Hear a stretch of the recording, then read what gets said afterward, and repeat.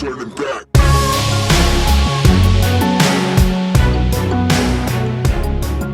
All right. Welcome to the Lost Boy Scouts podcast. I'm one of your hosts tonight. We got some guests, but I'm Tyler Clark. And I'm Danny Okonya.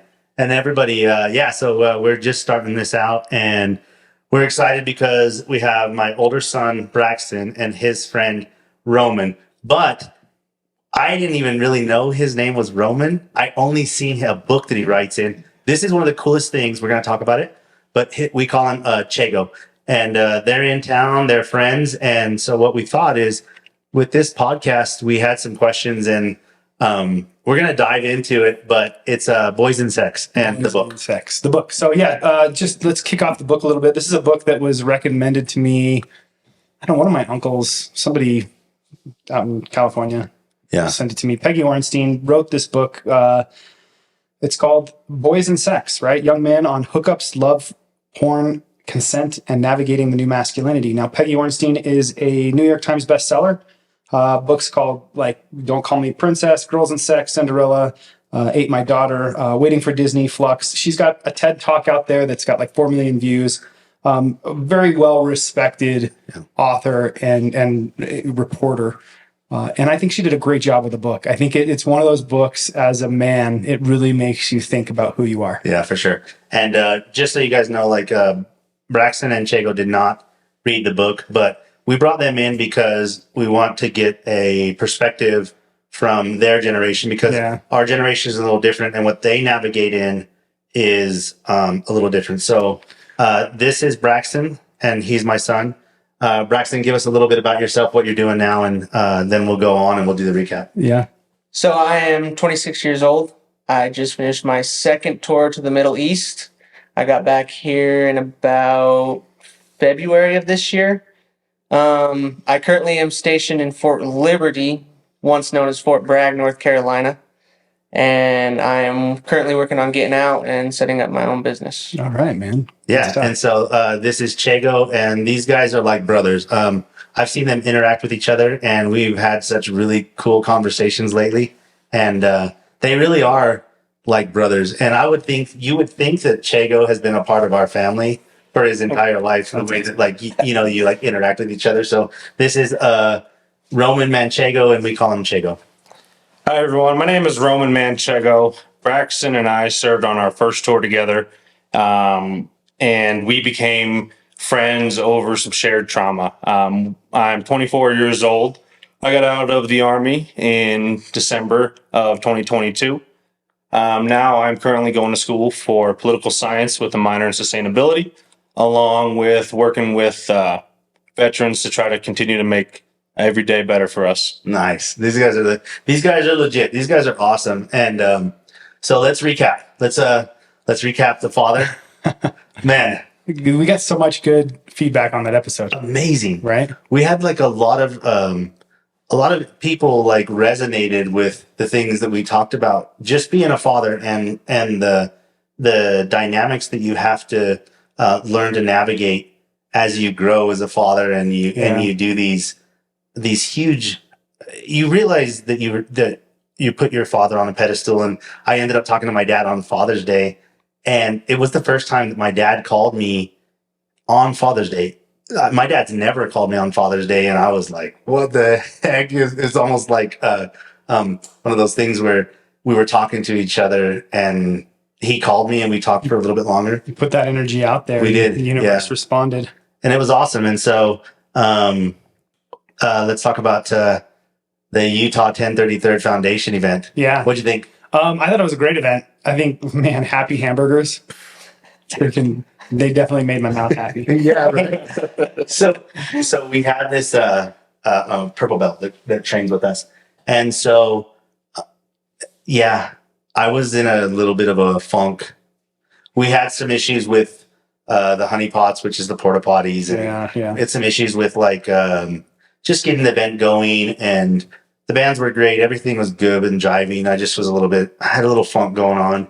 And then I ate a hamburger, and everybody around me was like, I could tell instantly that your day was better. Your day was completely better. Yeah. And so we ended up raising just about $2,000, which is great. And I ended up meeting with Dave Kaufman from the Utah 1033rd, and he was like so excited. And he kept saying, if you guys want to do anything else, if you have any other stuff that you want to do, we are in for whatever you guys do, because I don't think they have people that will throw events for them like that. Yeah. And then all their proceeds go straight to the people, the cops, people. yeah. And we had online donors. We had a Instagram foundation where people could donate, and that was cool. It's cool, and it's always a great opportunity when you can like go pour one on a cop. Yeah, right. Like, who gets to throw a cop in an armbar every once in a while? Yeah, you feel like there's a balance of power, and we're lucky because we train with we do train with cops. We train with military men, and yeah, like we talked about before. Sometimes your relationship with cops could be bad, and then you meet them in this environment of jiu-jitsu, and next thing you know, everything you're like changes. Really good friends. Everything changes. Yeah. So before we get too deep into it, let's just go ahead and just say this is a heavy topic. Let's do it. We're going to talk about boys and sex. Yeah. Right. And we are going to get a little gritty. So if we have some younger listeners out there that we know we have, if you're a parent and you let your child listen to this, go ahead and listen to it first and make sure that you feel like the content is appropriate. But at the same time, these are conversations that need to be had. Yeah. Right. Like, men need to not be scared about having these conversations, because they're important. It fuels society. And the way that Tyler and I grew up is completely different than the way that Chego and Braxton grew up. The avenues and the things that they have to go through, especially with the fact that they're both active duty military at time. Yeah. The things that they've had to see and do with their soldiers is completely different than something that, Tyler and I grew up in. Tyler and I are both about in our 40s. Mm-hmm. And we grew up without internet. Right. Right. These guys have had internet the entire time. I remember telling Braxton from an early age, do not send pictures of yourself that you should not send of yourself. You know what I mean? Absolutely. 100%. And I'm sure your dad told you the same thing. Like, be careful of what you put out there, because Chego wants to be the president of the United States. And next thing you know, we're going to dude, you saw the movie Titanic, right? Oh, absolutely. Absolutely. Right? Like, that Jack draws that nudie picture. It sinks to the bottom of the ocean.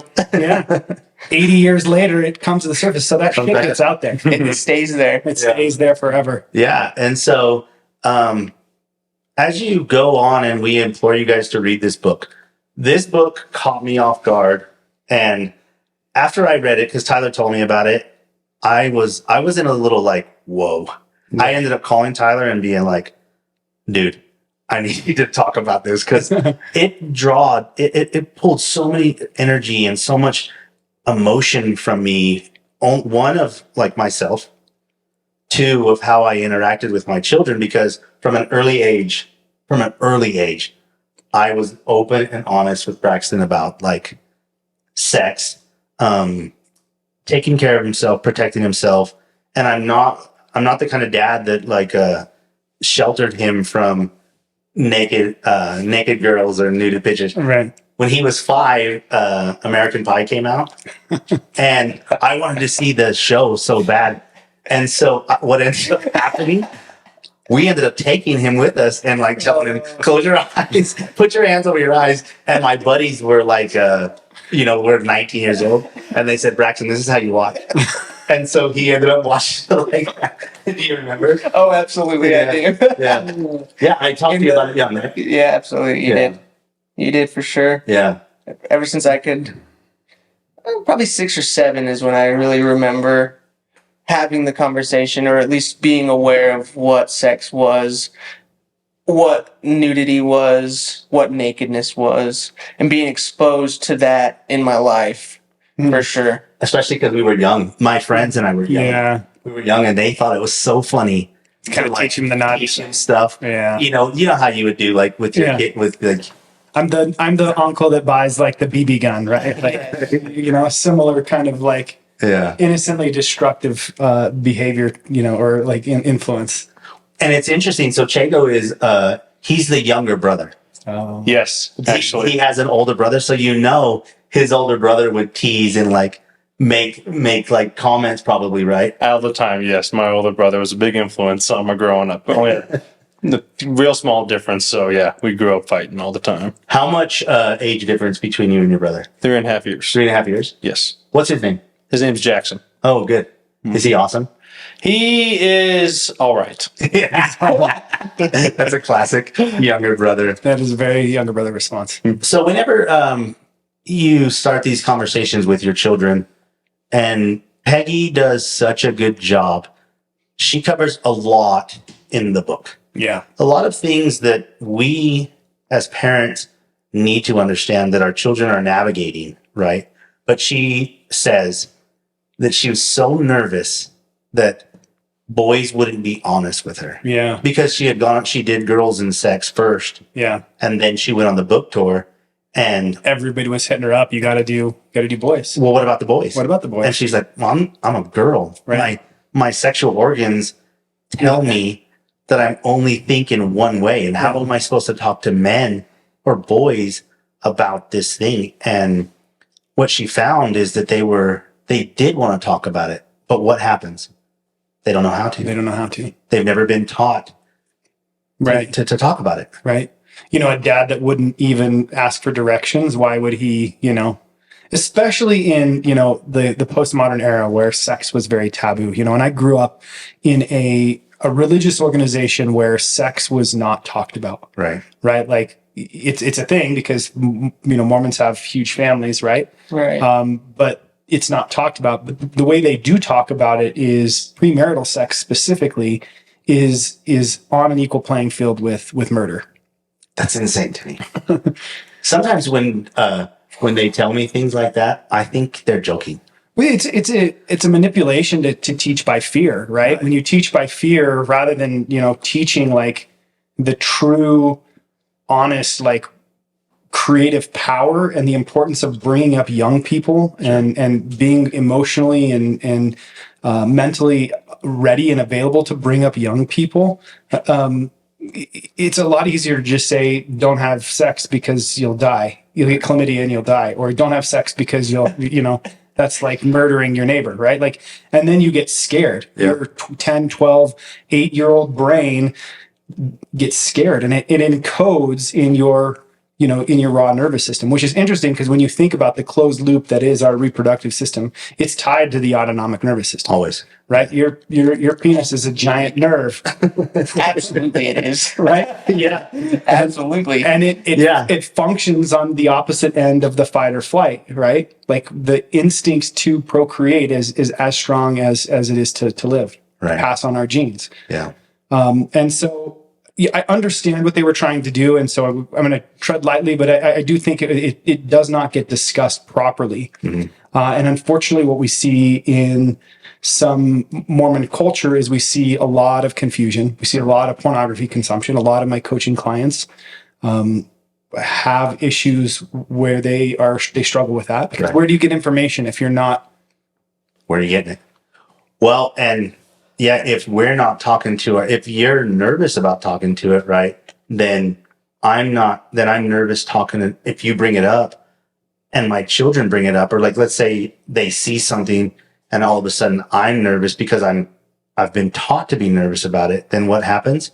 I pass that on. Yeah. Because no matter what, even if I tell my children, don't be nervous, if they see my body language, nervous or like clamming up, no, we're not talking about that. Guess what? They feel that and they think that something's wrong. Yeah.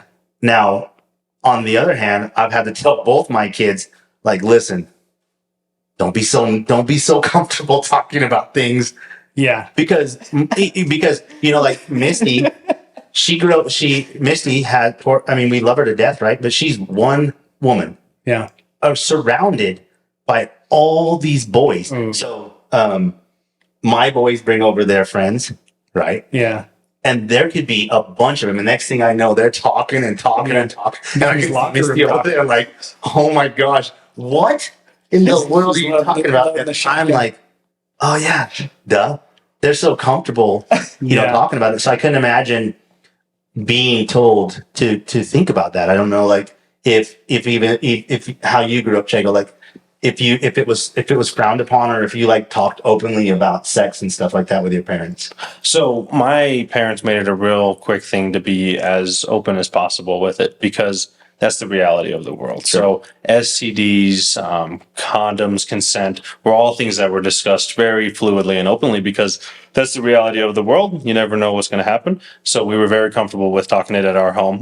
Like you mentioned earlier with your wife, my mother, Denise, is the best, and she is unfortunately the victim of 2 boys and 1 husband and all of the same things. So that's the reality of that moms have to deal with, is living with these boys, that it's different for them, seeing how they grow up differently. Yeah. But with that being said, my mom has done a great job managing all the demons that these young boys have put her through. Yeah, and it's great because when you have a strong mom like that, right? Because both my kids have. I mean, and I'm sure like Denise and Misty would get along really well, right?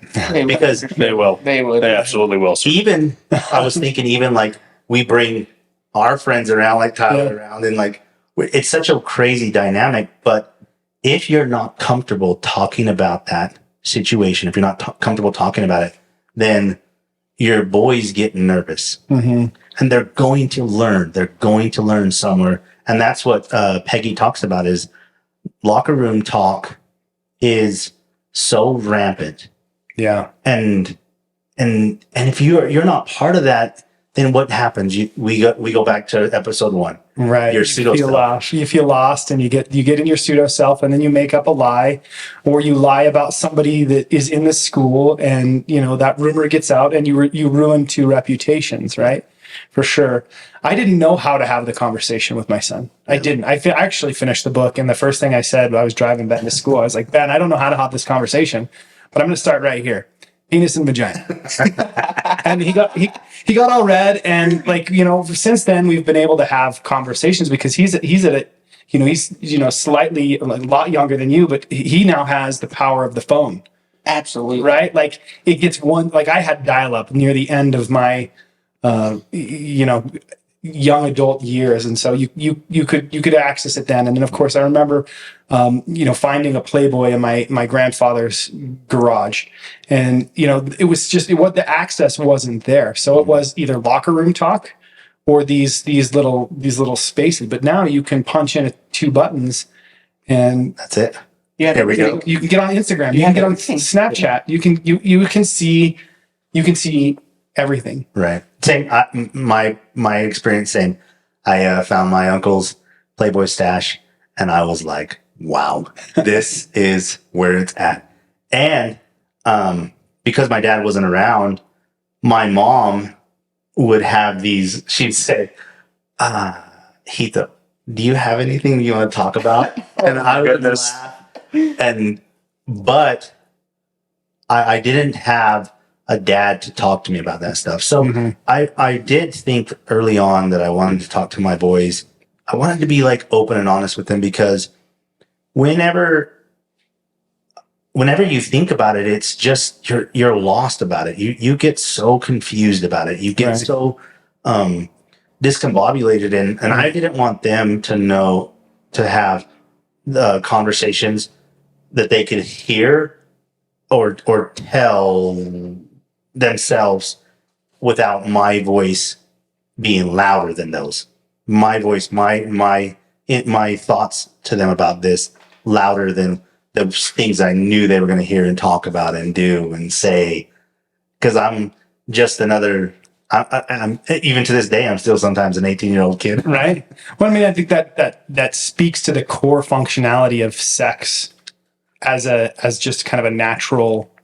It's a natural impulse, right? It releases tons of dopamine, oxytocin, and those chemicals can be addictive, right, in and of themselves. In fact, when you are shooting up heroin, you're not really getting hooked to the heroin, you're getting hooked to the reaction your brain has to that chemical, right? The high that you get from it, for sure. And it's the same way. And when you start looking at porn as a man, right, you do 2 things.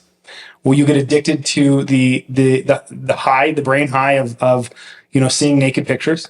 Absolutely. You get high to the new, right? Because the I'm going to skip that word. But the internet, like the internet, because of the internet, everything is new. Yeah. You ever watch the same porn clip more than once? No. Like she says, it's like tab after tab. You can have like 50 tabs, right? Until you find the thing that you're like, oh, that's what I'm into today. So you're doubling down, right? You're doubling down. Absolutely. And then if you start using that stuff, because I'm all for a self-pleasure routine. But if you actually really start using that stuff, you are actually training your brain to speed to orgasm. Yeah.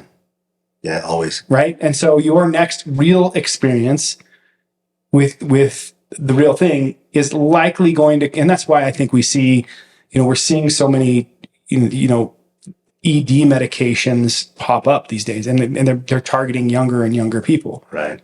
And I would say for sure, you and I talked about porn. Oh, absolutely. For a long time. Right? Yeah, we absolutely did. I remember the first time I got caught, and I remember thinking like, oh man, what am I going to do when I get caught again? Because I'm not going to be able to stop. Yeah. But eventually you learn that the real thing is completely different than, right. Because you start to look at a woman and you're like, well, I want what I see, right. But then you don't come back to it because you find out that it's a lot more pleasurable when you don't have those expectations of what you see on a video. Right, right. So coming back to it, I remember the first time I got caught, we were in the garage, and he brought it up, and he was like, hey, I saw your phone. And I was like, oh, yeah, I absolutely did. I 100% you just copped it. You copped it. Right. I did. Yeah. Way to take ownership. The first time that I actually got caught wasn't even with my dad. It was with my friend Cesar's dad. Mm. And I used to run around with this group with my cousin, Cade, and a couple other guys. And we were down in his basement, and it was on a porn site. And his dad found it the next day. And I was like, oh man, what do I do? But I didn't stop it, until I got caught with my dad. Right. And then after that, it was like, okay. You just got to wrangle it in. You got to put it back in. The expectations will never meet the reality, because the reality is that is not how all women operate. Right. And it's sad because they're really doing the balance of feminine and masculine energies a disservice. Sure. But you can get addicted to money too, right? Right. And now we're seeing this whole kind of concept of ceiling fangirls or OnlyFans.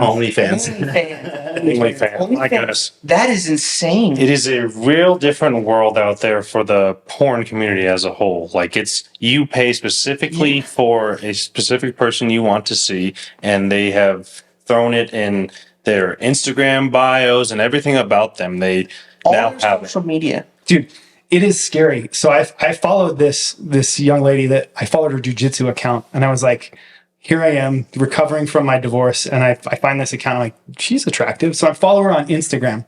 She messages me on Instagram, and I'm like, oh my gosh, what do I do? I'm not used to this situation. The next thing I know, right? Like, I'm manifesting something awesome here. And the next thing I know, it's like she hits me up with this OnlyFans thing. And I'm like, what is this OnlyFans? And so out of morbid curiosity, I spend, $10 for the month.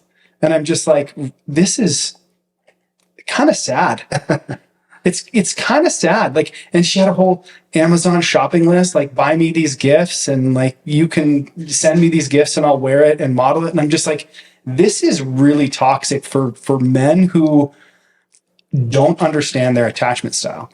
Well, part of it probably is, and back to the book, Peggy says that a lot of these guys live their life through this fantasy world because they don't have the ability or the strength to talk to women, right? Talk to them, go and talk to them and just have a creative conversation. I can't imagine a world where you don't go and speak to the person. But I know both my boys, Chego and Braxton, have to navigate a world where they have to think. I remember Braxton and I talking about this when I'm thinking about like dating sites and stuff like that. And he's like, well, Dad, their whole thing is they want me to subscribe to this OnlyFans. And I'm like, what? I don't even know what this OnlyFans thing is. And so you're getting hit and up they make millions. Yeah, you're getting hit up. They're getting up on Tinder. Yes. Or Hinge or Bumble. Really? Yeah. You name it. Any woman that you come. I've wondered about that because I've dove into the dating apps a little bit, right? And it is interesting. It always seems like you have to pay for the service. Yes. And you honestly, I'm like a little bit shocked because I probably could have brought home a different woman every night if I wanted to. But it's like I didn't go like you're constantly getting blown up. And it became overwhelming. I ended up just deleting it. I'm like, I'm just going to live and let God and see what happens in real life. So Snapchat. Yeah. Snapchat. They have the quick ad that's within your local area, right? Wow. People will randomly add you and immediately send you a nude. Wow. Really? Don't even talk to them. Yeah, I've had it happen 3 times. They will immediately send you a nude and say, hey, if you pay, you can meet up with me for $250, but you have to pay the $250. Oh, geez. But here's more of my nudes. Who could be a man saying this to scam you out of your money?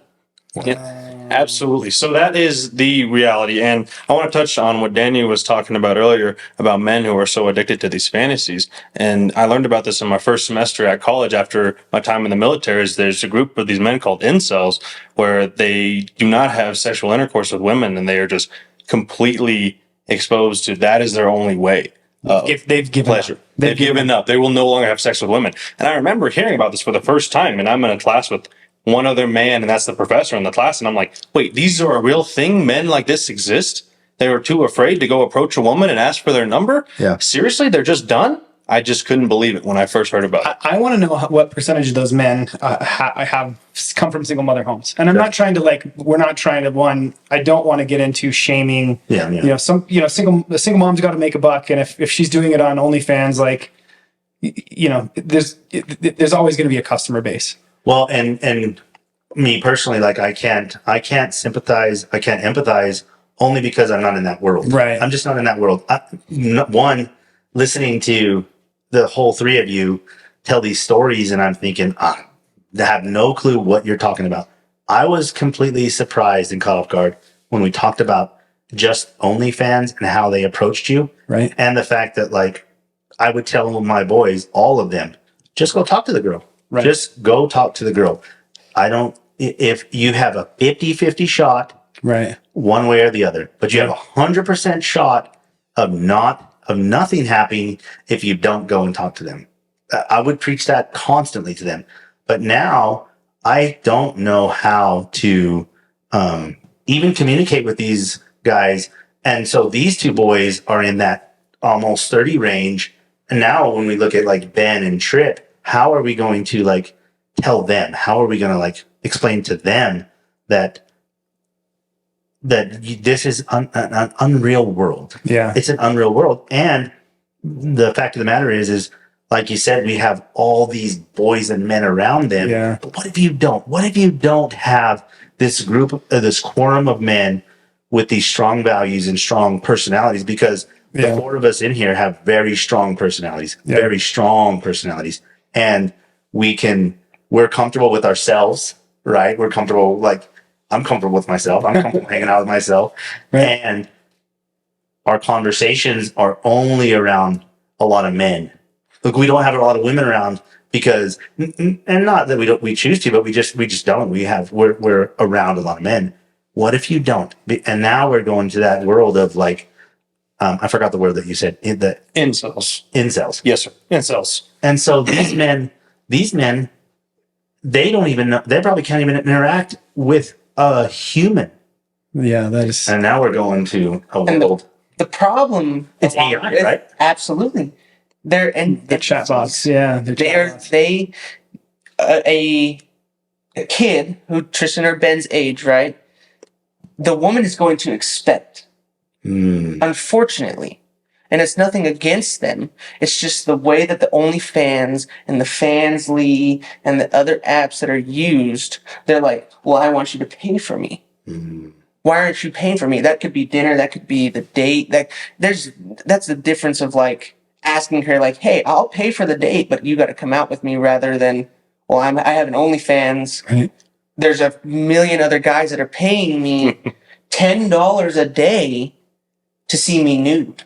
Why are you not paying me? It reminds me of a clip I saw on Instagram. I follow this account, Drum Daddies, and he just does this spiritual wisdom on. Then he hits his little drum, and he goes, he looks up at this guy. He goes, "Dear God, the rib you took from us is now charging us $250 for a conversation."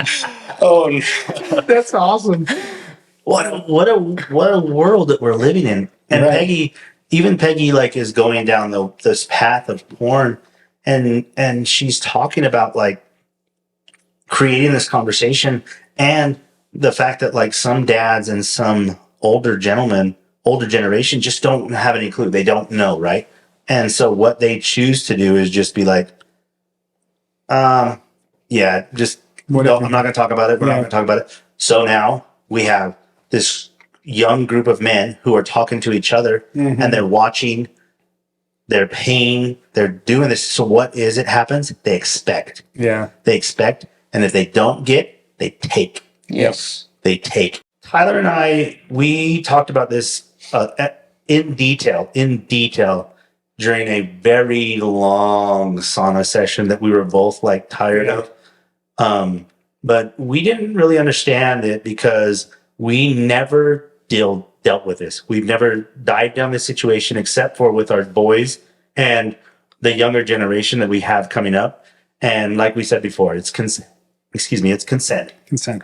And the age of consent, and when Peggy dives down this consent, she goes down with this story at the very end of the book of and she I think she gives them different names and you just because to protect them, but the story is amazing because the girl has a certain view of it. Yeah. And she says, I didn't want to do it, but I did it anyways. Yeah. The guy has a different view of like, well, she wasn't quite into it, but eventually she got into it. Right. And their whole thing, their storyline and the way that it comes together and the explanations that they do. And now, after the girl said, no, I didn't want to do it. Yeah. I didn't want to do it. And the guy was like, Wait, what? Wait. Okay, yes. Maybe I forced, maybe I pushed, maybe I should have read the signs different. And it's such an it's such an interesting case because I think I've heard stories similar to that, specifically in the LDS culture, right? Yeah. Because there is so much shame and guilt around the concept of sex, and even just kind of, things leading up to sex, right? We probably maybe should have done a definition of what is sex, but I think at this point it's like any contact, right? It could be kissing, it could be touching. In this day and age, right? Sure. Right. It could be in this point, it's photographs or texting or videos, right? So you'll get a boy who's interested in a girl, and the girl's kind of interested in him, but then she starts feeling guilty after potentially consenting. Right. And she'll go to her religious leader and say, I was raped. Right. And I'm not here to like shame, these people. We're treading very lightly. Yeah. It's more or less, we need to have these conversations so we can understand, seek understanding rather than, pointing fingers. Right. And the way that these boys are navigating way different than the way that you and I are navigating. Yeah. And because our goal is to encourage men to find and seek help. What are we explaining to them? What are we telling them? What are we talking to them? Yeah.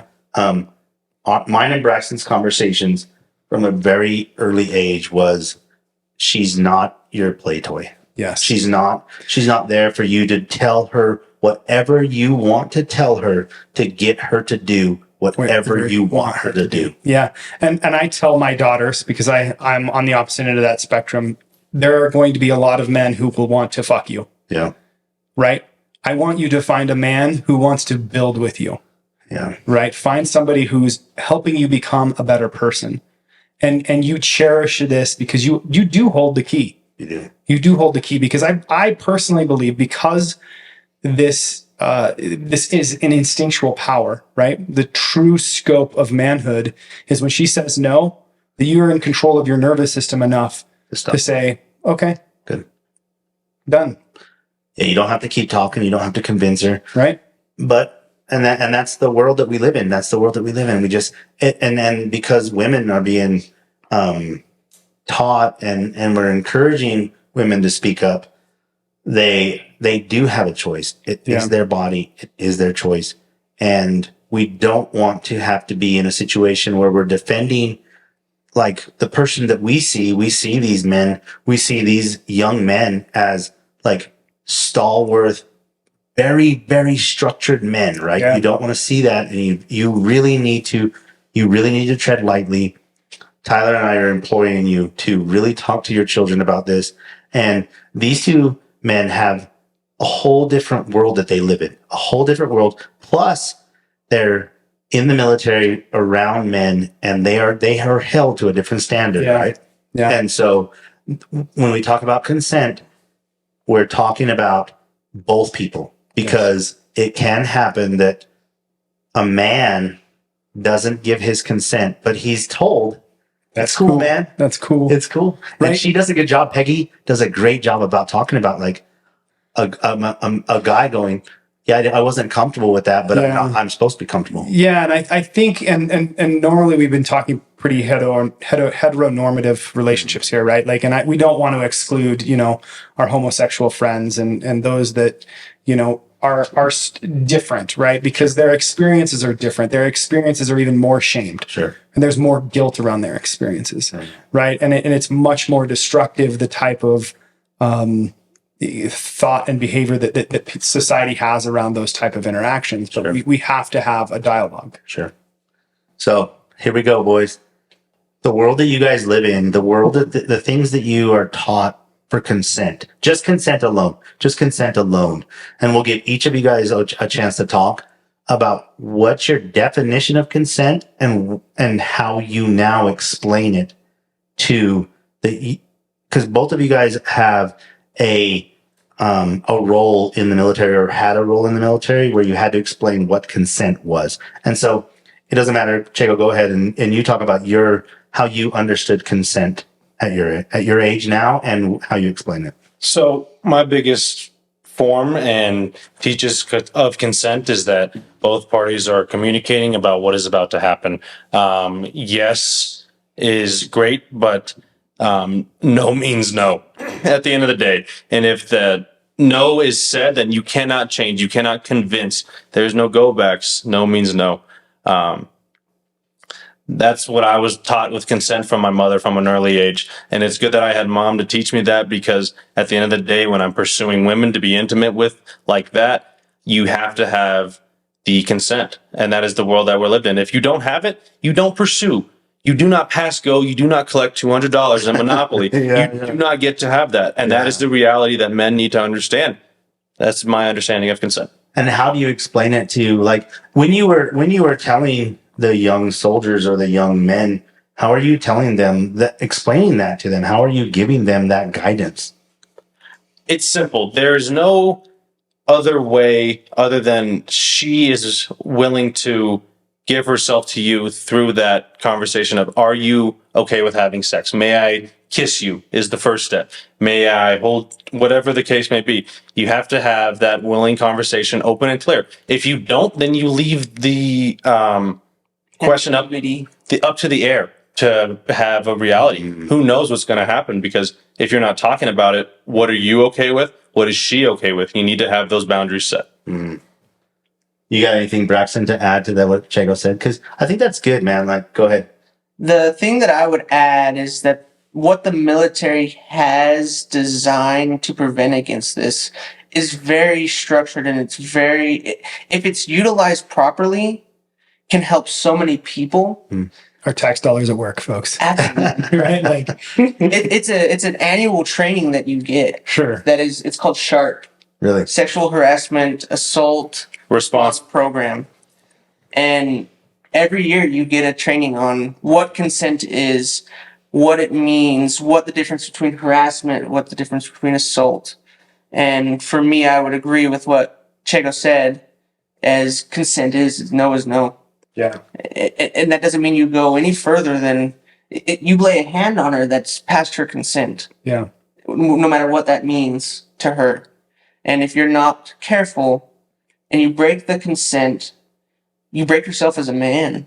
Yeah. Because now you're compromised yourself. Yeah. Because now it's so much easier to be like, wow. every time they say no, I can break it. Yeah, you move past your I can principles. move past it. Yeah. And I can move past my own morality. Yeah. What do I live for versus what does she live for? Yeah. If I live higher than her, theoretically, right, and I continuously break that every time, it just becomes easier. And then you get yourself into a hole.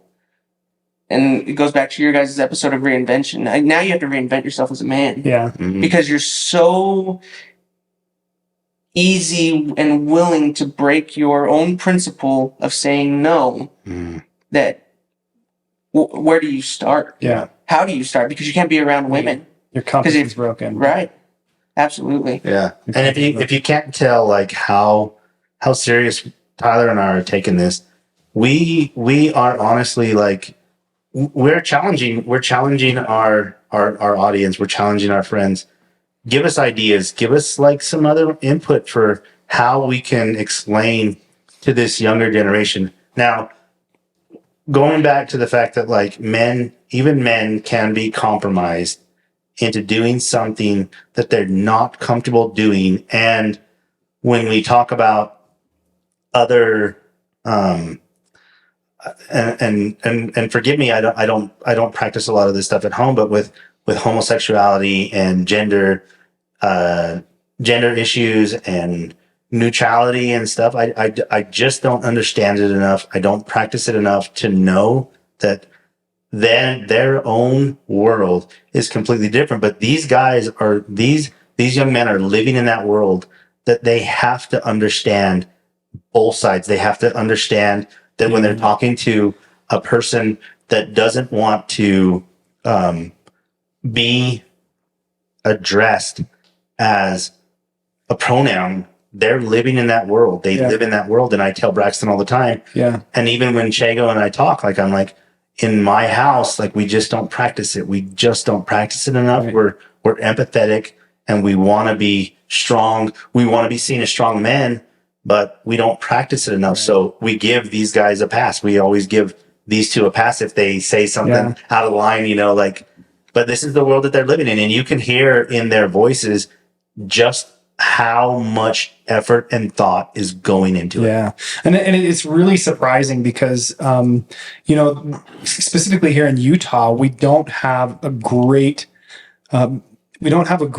sexual education system. I don't think at all. I think because of the large influence of the church, there's not enough education. And the only way you become better is by learning to be better. Yeah. Right. You cannot put a blinder onto these situations and say, it's all going fine. La, la, la, la, la. It doesn't, you know what I mean? Blinders on. Yeah. You cannot be the ostrich, right? Nobody, nobody should have the right to hurt another person. Right. Like, and this is a very sensitive subject in the sense that you may not be physically injuring them, but there's emotional damage that takes place, right? And so we've got to approach this this intersection in life with some real thought behind it, right? Learn to control your nervous system. Learn to have power over those natural urges, right? You don't go out there and murder somebody, and then you do it's a crime of passion, right? Why is a murder a crime of passion? Yeah, right. Well, why isn't unconsensual sex a crime of passion as well? Yeah. Maybe it is. I'm not an attorney, but like. Learn to control your nervous system. Yep. If you are a man, do the work. Yeah, put in the time. Make sure that you have a good support system around you, because what you don't want is for your friends to judge you. And she goes into I'm sure all four of us have known a guy where you're like, he can't go around girls. Especially these two. We have one. We had one. Yeah, so you talk about the sharp cases. I mean, there's hundreds of times where there's so many young girls who come to people like us who are neutral, and they're confiding in us about the realities of the men that are. We had a friend.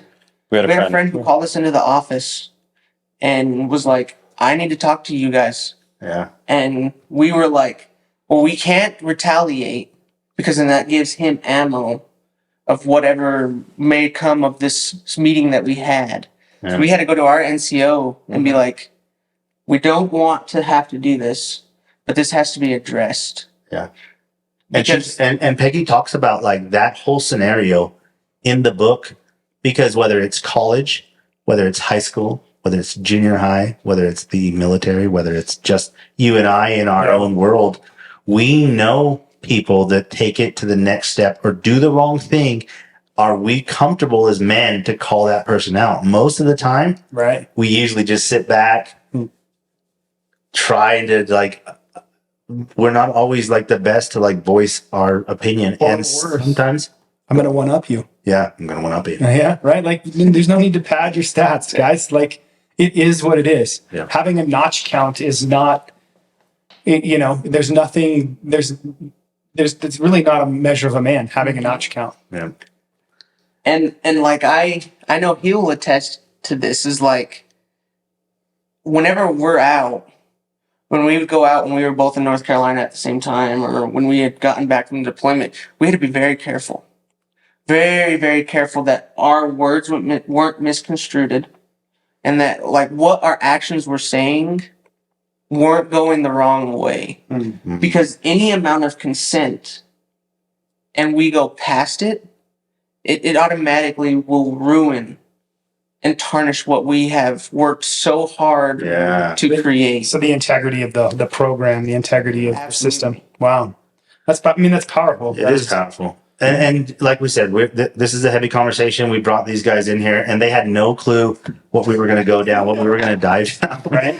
And No, we didn't. And what we're looking for is just to remind that you can see that Tyler and I are not afraid to talk to our younger generation. We are not afraid to stand up, to hold our shoulders back, and to be role models to these guys, and to the fact that like the girls in our life, while we tease about like there's not very many of them, but they're very comfortable knowing that all of us as a whole protect and guide or protect their values because we have strong values ourselves, right? Yeah.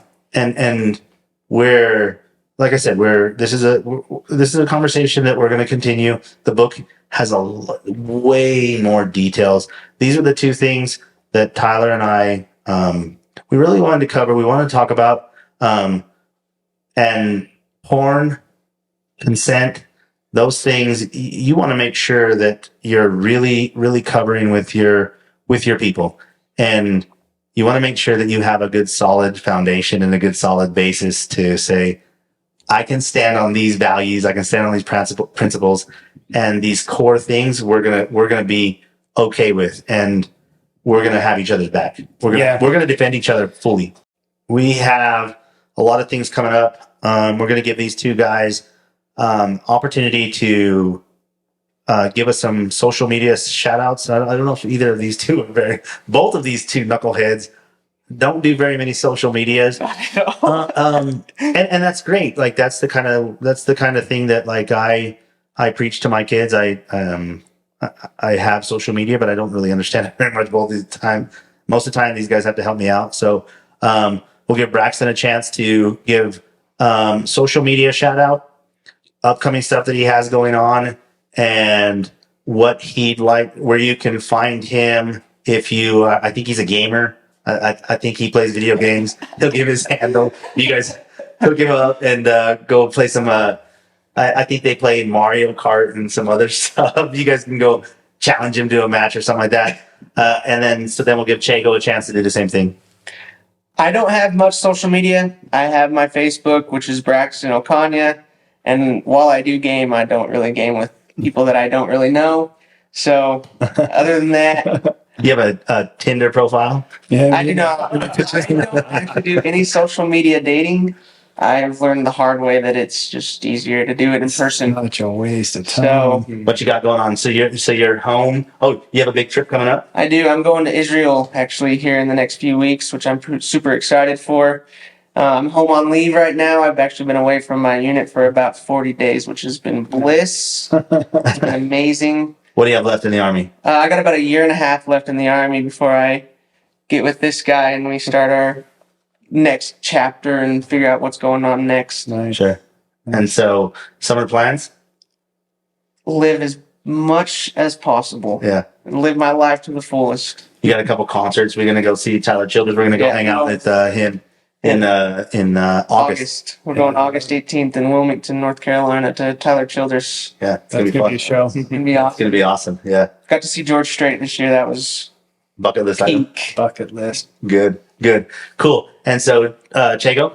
Hey, so my Instagram is Roman.man Chego, ROMANMANCHEGO. That's my Instagram. Other than that, my summer plans right now are doing some traveling. I'm going to El Paso next week and New Mexico next month. The future for me is finishing school, be done by next May. Yeah. And like I said, I'm working with the veterans. I'm doing a gaming tournament here soon. Dropped Off Gaming is the name of it, and we're getting started to help out veterans everywhere as a whole. So that's the future for me. Thank you so much for having me on this podcast as a guest, great. gentlemen. Yeah, for sure. We're Great good. voices, great voices. Yeah. Of course, you can always look up Lost Boy Scouts, Instagram, Twitter. I got told by another coach I got to start a TikTok. I don't know about it. Everyone says start a TikTok. No, Start a TikTok. TikToks. Yeah. TikTok. We're boycotting TikTok. So, still for me, Danny is a compassionate_gentleman, which is on Instagram and Facebook. We are training at Park City Jiu-Jitsu. Braxton will be in this week for he'll be out there. So if you want to come, and he's a white belt, but man, he has a ton of wrestling experience. So if you want to come, test him out. He's interested. Yeah. Always. Yeah, he's good. So we're going to we have the workshops coming up. We're still working on doing the breathing workshop, the coaching workshops with Tyler that you can give him a chance to help you out and do all of his things that he does. He does great work. He does great work for young men. He does great work for men. Just to give you an opportunity to talk about what's going on, Tyler does a really good job of giving you space, holding space so that you can find the answers that you're looking for without him pushing or even like forcing those things. He has a really good ear. Thank you, Danny. That's a beautiful endorsement. Yeah. And when you know better, you do better, right? It's true. And learning should be something that we pursue throughout our whole life. Thanks for tuning into this episode, wherever you got it. Thank you, GoPro, for all of the joys of working with your products. We love it. We love it. We're going to include these guys' social media handles, their gaming handles, and then we will make sure that we include Chego's anything that he has for that gaming for veterans. Don't forget veterans. Any opportunity you can. These dudes signed the dotted line. They put their name on the line. They are not afraid to go and defend your right to critique us or to be a ceiling fan girl. Yeah. Thank you guys. Cheers, everybody. Cheers, everybody. Yep. Take care. Yep. Rise up and turn it back.